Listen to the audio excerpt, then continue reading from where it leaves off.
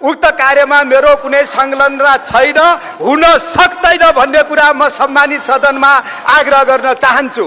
मेरा विरुद्धमा नियोजित ढंगले, षड्यन्त्रमूलक ढंगले, राजनीतिक रूपले आक्रमण गर्ने प्रयत्न भएको छ, जसको म यो सम्मानित सदनबाट खेद व्यक्त गर्न चाहन्छु।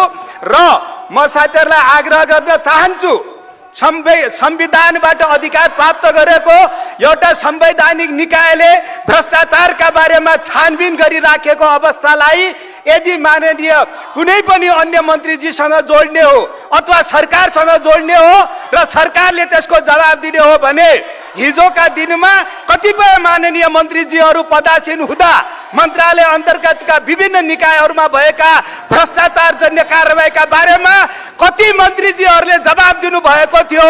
मिति 2082 8 2 गते त्रिभुवन विमानस्थल अध्यागमन कार्यालयका कार्यालय प्रमुख सहसचिव तीर्थराज भट्टराईलाई भिजिट भिसा सम्बन्धी विषयमा सोधपुछका लागि अख्तियार दुरुपयोग अनुसन्धान आयोगबाट बोलाइएको भन्ने विषय मैले सञ्चार माध्यमबाट थाहा पाएको हुँ।